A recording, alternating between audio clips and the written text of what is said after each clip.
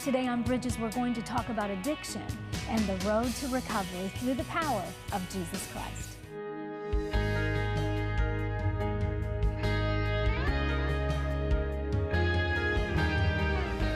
Welcome to Bridges. I'm Monica Schmelter, and I'm glad that you could join us today. Today, my guest is Derek Faulkner, and he is the Executive Director at Renewed Life Ministries Outreach. And Derek, it's good to have you back on Bridges again. It's good to be here. And I know that your work, in our area is so important. You deal with a lot of people that have struggled with addiction and want to be in recovery. Yes. And you really have your own personal story, because I want us to talk about Renewed Life, but in your own life, there came a time that you really struggled with addiction. Yes. Actually, most of my life I struggled with addiction. My parents divorced when I was young, and I went through all of that. I had a couple of brothers that both had muscular dystrophy, and my mother remarried and really fell in love with my stepfather, and she divorced him 3 years later, and we moved to Florida, and that's when all of my troubles began. My second stepfather was not as nice as my first one, and he was abusive to us, and so that's where my road on addiction started. Yeah. So if I'm understanding what you're saying, really, it's when you were young, you had some trauma, divorce, remarriage, Right. just things, a couple of brothers that had special needs Right. and challenges. And due to that trauma, you made some choices that you would live to regret. Oh yeah, that's a good way of saying it. Yeah. So for the next most of my life, I spent Like from what age did the trouble start? 12 till I was really 42 when I 12 to 42. Yeah. Okay, that's a lot of years It to is. struggle. And I came to Renewed Life Ministries at 42 years old.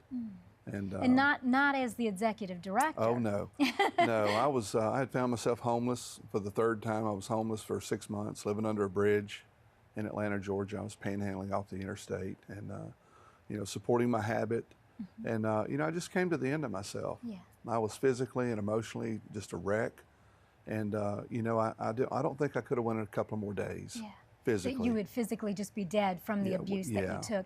So the problems with addiction started at 12, and was it to 42, you said? Yes. In between those years, I heard, you've been homeless, you went through a lot of things. Did you marry? Yes, my wife and I have been married for now 34 years. Congratulations. Yes, thank you. And of course, early on, she was kind of an enabler. She didn't know anything about addiction, Right. so I was able to do some things, but she learned through the years, and thank God that she came to a place where she understood that she did not need to help me anymore, because she was doing more harm than help, and that was the reason that I ended up being homeless and actually getting the help I needed. Because what you just said is frightening to so many people. Like It the is. parents of people or the spouses of people that are struggling in addiction, and you want more than anything to see your husband, your wife, your kids, your grandkids be free. And what I hear you saying is what Valerie was doing is she was not meaning to, but was actually enabling the addict behavior. Right. Well, that's why it's called tough love, to be able to say, you know what, I'm not going to support this anymore. I'm going to make a decision that even though I love you, I'm not going to tolerate your behavior. You've got to go. And because of that, it put me on the path of finding my own way and deciding to come to the end of myself. Amen. And that was the catalyst that helped me in that area. And one thing that I always think about that, Derek, is that if a person is in that situation, that they have to show that tough love. Right. As believers in Christ, if we show tough love with prayer, we couple that with prayer so that if somebody has to leave the home or whatever, that we just believe that God's going to help that person come to the end of themselves so that they're really ready for change. Yes. And as I understand it, that's what's most important to recovery. Oh, it is. If parents, and I talk to parents all the time, that listen, if you're propping him up, if you're giving him a place to stay, you're feeding him, you're taking him places. I said, he doesn't have a problem, you do. And until you stop having a problem, he's not going to have a problem. He or she, is not going to have a problem. And we need to come to the place where we say, I just can't do this anymore. And that's where I came. I came to a place where nothing was propping me up, and I knew I needed a change. Yeah. And I called Valerie on Christmas Day in 2002 and scared her to death. She didn't know if I was dead or alive. Last she knew, I was in Jacksonville, Florida, and I had made my way back to Atlanta, and I said, I need help. I said, I'm desperate, I need help. She found out about this program, Renewed Life Ministries, and I called the director, and he said, Well, he heard it in my voice. I didn't ask if I could use the phone or watch TV or call it. I said, I need help. I'm desperate. And he said, come on. That was the interview process. He knew I was ready for change. And so I graduated a year later, and I stayed close to the ministry. I decided not to go back to Atlanta. I think that's another aspect of staying free. Don't go back to the old environment. Exactly. You need to stay away and start a new life. Yeah, Because because environment, those are triggers. they are. Yeah. You know, environment usually wins. Yeah. You know, whatever. Well, because it's what we're surrounded with. That's right. And if we would have been strong enough not to do it to begin with, Right. you know, it wouldn't have happened. So obviously we wouldn't want to go put ourselves back in that same situation. That's right. So that helped me, and I stayed close to the ministry. I had a good job, and Valerie and I had been separated for 2.5 years, and we got back together. After you finished the program. Yes. Yeah. She so, gave you another chance. Yeah, the Lord gave me another chance with her. And if you met, and you know her, I do. She's a jewel. Yes, she is. And you know, God has really used her to help me become me. You know, God knew that I needed her in my life, but He also knew I needed a separation, that He needed to be enough. And now that we're back together, you know, every day is a gift for us. Amen. You know, there's nothing. It's a gratefulness that I've experienced now that I did not before. Some of the things I took for granted, you know, if they were not there, I would know Valerie wasn't there, but I know she's there now. And it just makes us, we just have a great time all the time. That is wonderful. Yeah, it's just an amazing relationship. And I would imagine that those times that you were homeless, those times you were coming to the end of yourself, that you were out there in your addiction, did you ever imagine, Derek, that there would be a time that you could be clean and sober? Not really. I mean, there was a thread of hope, you know, that things could be different, but me coming to the end of myself and getting off the roller coaster, you know, that was the difficult part. John Baker said in Life's Healing Choices, he says, you will never change until the pain you experience exceeds the fear of change. So being in that environment, even though it was sick and it was lonely, it was difficult, it was something I knew, and whenever I woke up, I knew what to expect. But my pain finally exceeded my fear of change, and I made that call and came to Renewed Life Ministries. That's wonderful. Yeah. And so that program is a year. Yes. And I know now you're the executive director, but Right. you know, as a person, when you're in that, a year sounds like a long time, doesn't it? It sounds like a long time, but it goes by quickly. Is a year necessary? Because like I've heard of other things that are 30 days, 60 days. Yes. Why a year? Well, you know, 30 days, you don't even get the old out of you. Yeah. You don't even have time to process anything. I have found that after about 3 months, a guy will get to a place where he can start beginning to have hope back in his life. And after that, then, you know, they start believing in the possibility of change in their own life. And then after about 6 months, you start seeing a real change. You know, they start getting some new disciplines and new habits in their life, creating some new beliefs for them, you know, believing what God's Word says. Yeah. Get rid of the old belief system, and then start changing. And you know, it's a discipleship process. It's not just counseling, and it's not just discipleship. Neil Anderson would say it's discipleship counseling, where you're combining those two. And the time I spend with the guys individually, that's where all the work happens. You know, in that time frame, and it takes a year just to get in that place. And even beyond that, they need, we do an exit plan with the guys, and they need to stay close to us for about 6 months. Because that's a major transition, Yes, going it from is. living in a safe environment back into society, living on your own terms, so to speak. Yeah.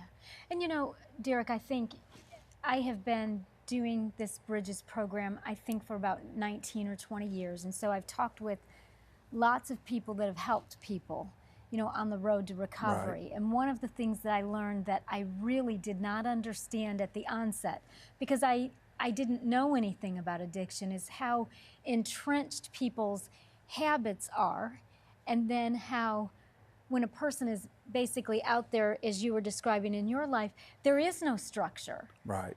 And there are no boundaries, there's no routine, there's no things like that that other people are doing and we take for granted. You know, Right. like I have a routine, I have a support system, I have all of these things that help me every day in my life. And what I've learned is that somebody who's struggling with addiction doesn't necessarily have that. So it takes a year just to help, I guess, build that back into a person's life. Yeah, Is that it? absolutely. You know, one of the things we do, and I feel like we create a home environment. You know, we have dinner every night. The guys sit around the that's table nice. and we have dinner. And nobody can leave the table until we're all finished. And we laugh and we cut up, and sometimes there's things we have to deal with. But it's in a family environment. And see, most guys have never experienced that. Yeah. So they learn to have a routine. They have to make their beds every day, and they have to take care of themselves, and they have chores to do. So getting into that routine, getting back into life, into society in a normal way, is preparing them for when they do leave, that they have these disciplines and these habits in their life that are going to carry them forward. Yeah. And how did it come? Because I know you said you were a part of Renewed Life for a year, you graduated, then you got a great job and you went on with your life. How did it come that you were able to come back and serve now as the executive director? Well, the director, Basil Adams, said he asked me to be on the board in 2008. So I served on the board for a couple of years. And he retired in June of 2010. And we went through about a 3-month period. And I'll tell you, I drove out of the driveway one day and I headed home, and God deposited something in me I couldn't deny it. It was a call that I simply knew it was from Him. And I called one of my board members up and I said, hey, I think I'm supposed to do this. You know, and we both laughed pretty loud because we knew that really wasn't something I was, what I had in my future. I had a plan, but He was directing my path the whole way. And, when I answered the call, it was like I knew it was what God wanted me to do. And so I've been here almost 7 years now, and, it's just been a growing process for me. I learn every day from these guys. They're not only learning, but I'm learning as well. So it's helping me stay in a good place too. That's wonderful. Yeah. Accountability, It is. community, those are all things that the Bible's clear about. It is. We need all of those things in our lives to be close with people who are of like-minded. Iron sharpens iron. Right. And what I hear you saying is, we all have something to give, even if we're struggling with the problem. So you're learning from the guys and they're learning from you. That's right. Absolutely. It's a home environment. Sometimes guys say, well, really nothing's going on here. But it's like that, because it's like living in the mundane. Everything's not boom, boom, boom. No, it's not. Day-to-day life is learning to live in that part of life, being content. It's like that seed that you plant in the ground, you don't see anything happening. No. And 6 weeks later, this little sprout pops up, and there's some growth. That's right. And you can hang your hat on that for a little while. That's what happens at Renewed Life Ministries. They may not see a lot of things going on, but there's really something going on in the spirit. At the root level. Where we need it to happen. And that's another thing. That addiction is not their problem.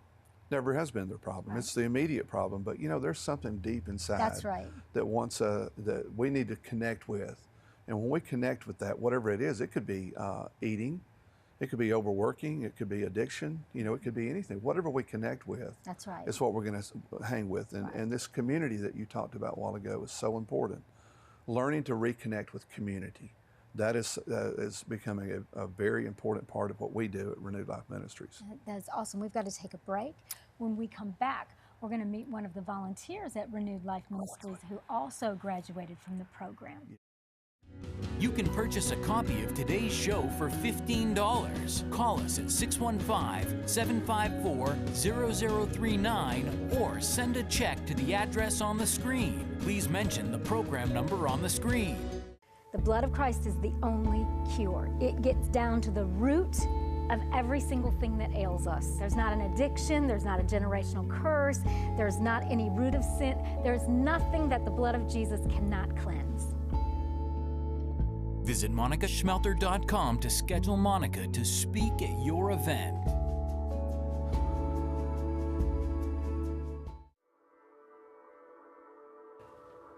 When I truly turned my heart to the Lord, He took every sin I ever did away from me. God really is your other half. God, He's the only person who can really, fill those holes and cracks in your heart that you're so wanting someone to fill. It's no good to have a big dream if you're not putting yourself in motion to go after that.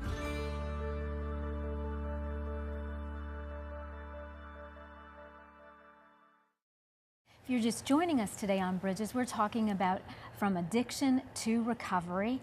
And it's so good to have you back, Derek, on Bridges. And I know that you serve as the executive director, Renewed Life Ministries Outreach.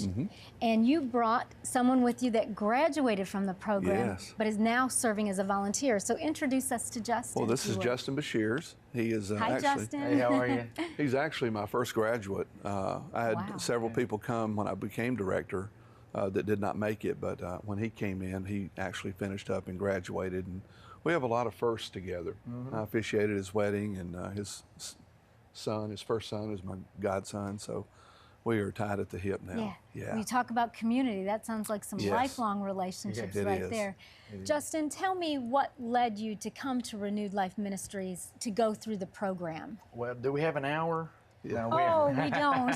You got to give us the speed version. Yeah, so actually, years of drug use and poor choices, I found myself incarcerated in Murfreesboro. And my attorney was on the board of directors at Renewed Life Ministries, and he suggested that I try to go to Renewed Life Ministries. I wanted to get out of jail, so I said, will this get me out of jail? And he said, possibly. And so I said, yeah, then I'll do it. But the district attorney knew what I was trying to do, so he said no. So I stayed incarcerated for almost 10 months, and then something changed inside of the attorney's heart, and he said, okay, I'll let him go. And so after 10 months of incarceration, I was able to come to Renewed Life Ministries. So it sounds like God worked on your heart in those 10 months. He did. I had a lot of things against me. When I first got there, my probation officer, I had been on probation for almost a decade at that point. And my probation officer contacted Derek and said, when he messes up, you just let me know and we'll have him picked up. Yeah. Because Is that common, Derek? Not to that degree. To that extent. Yeah. So you must have worked really hard for Well, that. his file was about that Yeah. thick. it was a dossier, for sure. So you were a hard worker on the wrong side. Yeah, right. So he said, when he messes up, let me know and I'll have him picked up, because I don't think he's going to make it.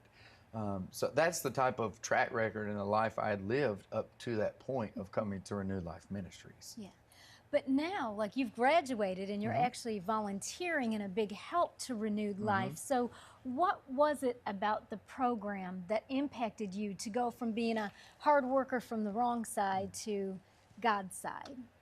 I believe the biggest impact that Renewed Life Ministries had on me was that I had the time to dig in and get at some of the root issues. Because drugs and alcohol were symptoms of a much deeper problem. There were traumas and hurts and beliefs that I had about myself that I didn't want to deal with, or I didn't even know that were there. There was a lot of things where, as I got into the program 3 months, 6 months, 9 months, and started dealing with some things, I thought, wow, I didn't know this was there. And now I can see how this has led to that, and that led to this, and it all began to make sense. Well, he's a classic example of the 3 months, 6 months. Yeah. 3 months, it was a big change. I saw a big change in him. But at 6 months, I remember coming into the home one day. He was sitting at the kitchen table with his Bible open, had some books open, and he was writing some things down. There was a change in him. I knew there was a shift in his spirit, and that he was going to be fine. And when I see that happen, when somebody gets serious about getting into the Word and studying the Word, he's a good example of that. And what we're saying is that it takes time for people to do that. Yes. And you were saying, Justin, that time, and I would imagine, you had time, you weren't working a full-time job, you didn't have the responsibilities and the pressures of just everyday life. You were in a safer environment that helped give you that gift of time. Yeah, absolutely. I said to myself when I went there, after things started to change and I stopped doing time behind mini blinds, I said to myself, Justin, you're never going to get this year back. So what you do with this is important, because after this year is up, it's back to the real world. If you make it, if not, then you go to jail. Were you afraid that you wouldn't make it? Because if the probation or parole officer or whatever the term is says you won't make it, you've got to have a thing in your own heart that says, I don't know if I can do this. Yeah, and that hanging over my head for the first part of that, I was driven by fear.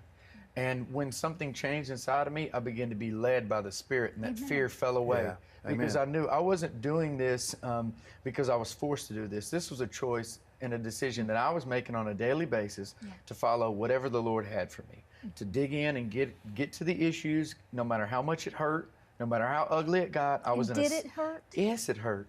There were pains and traumas that I was ashamed to admit things I had done, and I had this guilty conscience that I had to get cleaned up to come before the Lord, you know, and He was able to show me that I love you no matter what, and we're going to walk through this together.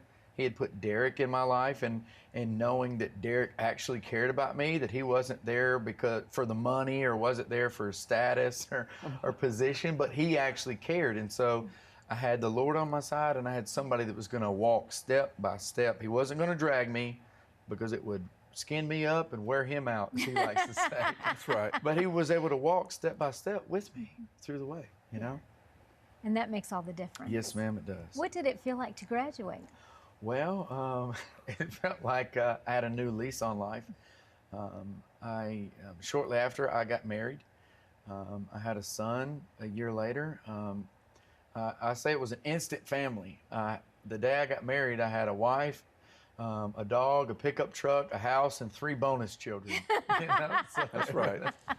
So you did get an instant family. I did Yes. get instant And Derek, family. you officiated the wedding? I did, my very first. Yeah. That had to be like such a was. treasure for you. It is and always will be. Yeah. Yeah. And to all the people really who give to Renewed Yes. Life Ministries Yeah. are a part of your journey and a Yes, part of ma'am. your success, even if they never meet Yes, you. ma'am. Right. And so now, let's see, so now you have a wife, 3 bonus children, and a And newer baby. Yes, he's always going to be baby Noah.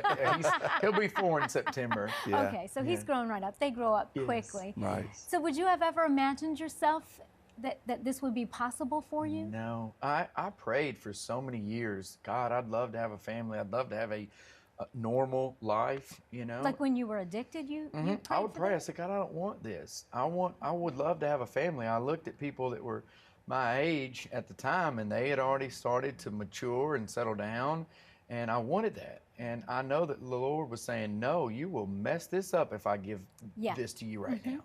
And so He protected me, and He protected my Yeah, wife from yes. heartbreak and harm and the Right. hurt, and that she didn't have to go through those things, and she protected those children. Yeah. You know? Yeah. So- Well, now, you know, with your family and the children that you have, you still volunteer at Renewed Life. What makes you want to do that? Because it sounds like, you know, you graduated, you could be so busy with so many other things. What makes Renewed Life still in your heart? Well, it's special to me. I know that this was a turning point. This was a fork in the road in my life. And if it wasn't for Renewed Life Ministries, I guarantee I would not be sitting here now. I would not be married to my wife, and my son wouldn't be here. Right. And there are things in life that I know are a direct result of what happened at Renewed Life Ministries. And I believe also that staying connected is a part of my recovery. Yes. It is very important. Jesus says, apart from the vine, you can do nothing. Right. And Amen. so staying close to the program and staying close to the guys is twofold. It helps me, but it also gives the guys that are there now some hope and something to yeah. look forward to. Yeah. They can say, he made it, and his situation was just as bad as mine, if not worse. And so we have almost a peer-to-peer relationship, almost like a big brother. I go out every Tuesday night, just about every Tuesday night, and attend our chapel service. And I just hang with the guys and just bond with them and spend time with them. And, you know, we don't have to do intense one-on-one counseling sessions, but No. just being there Yeah. and seeing that other side means a lot to them. Yeah. There's something to be said, I think, just for showing up. Oh, yeah. It's not that we have to say a bunch of stuff and try to No. fix people's stuff, because we really can't do that. But the fact that someone shows up, the fact that someone give their loves time. us, yeah, and it just means so much. I think that's the best, most supportive environment Absolutely. for anybody to heal and grow. Right. So how do you feel, you know, as a well, you know, you're still a graduate of Renewed Life, Yeah. but now you're executive director. When you hear Justin's story and you see his commitment to be this faithful volunteer, what does that say to you about your work? Well, it validates what we're doing. You know, when we see people that come and go through the program and then they become successful in life, then it just does my heart so much good. I live to see people like Justin. And we have, you know, truthfully, we have people all over Rutherford County now who have graduated our program in the community, living as good citizens, as husbands, as fathers, growing families that their whole life has been changed because of the year they spent, because they took advantage of that time. Amen. Not because they spent a year there, but they took advantage Right. of it. Right. You know, I like to tell people that we have a 100% success rate, and they look at me like, "Whoa, what do you mean by that?" And we don't base our success on what other people do. That's exactly right. We base our success on what we offer. We offer a safe environment for men to experience life transformation through a relationship with Jesus Christ. And if they take advantage of that, then we've done them a great service. Right. Because you can't make anybody do anything. No. I mean, just because you get accepted into a program and just because you go live there doesn't mean that you're going to get any kind of results. It's Right. we can never take anything more out of something than what we're willing to That's give. right.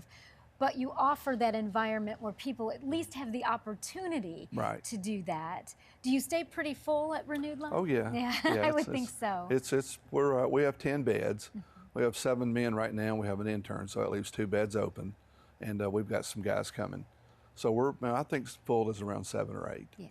What is a typical day like, or is there a typical day, Derek? Well, we are because we're a restoration and reentry program, the guys go and they get a job. All of my men work at the same place. We have really, really good relationship with a manufacturing plant in town. They hire all of our felons, which they don't hire felons unless they come through our program. Amen. And that is a huge deal. It's a chance to get a job. It is. I've got 5 guys working at this manufacturing plant that have graduated our program. 2 of them are felons. Never would have had this opportunity had they not come through our program. So we're not only changing guys' lives or helping them change their lives spiritually, but financially, emotionally, physically, all the above. And they're getting work And experience. they are, and they're which paying is off. critical. That's another thing, is that they're paying off court costs, fines. They're getting their child support in order. They're getting their driver's license back. I mean, Justin paid off what, close to $4,000, Almost $4,000. and got his driver's license back. And you know, those are tools that we need to successfully navigate in life. And if we can help these guys get that, Amen. then we've accomplished something as well. Yeah, because it's huge for people to overcome all those obstacles on their own. It's We almost are out of impossible. time. Yeah, exactly. We are out of time, but I want to thank you, Justin. I welcome. want to thank Thank you, you. Derek, for coming Thank and you. for sharing today. The ministry is Renewed Life Ministry Outreach. We'll give you all the website information. We're out of time. We got to go. But we say goodbye and God bless you. For more information on a guest, visit our website, ctntv.org.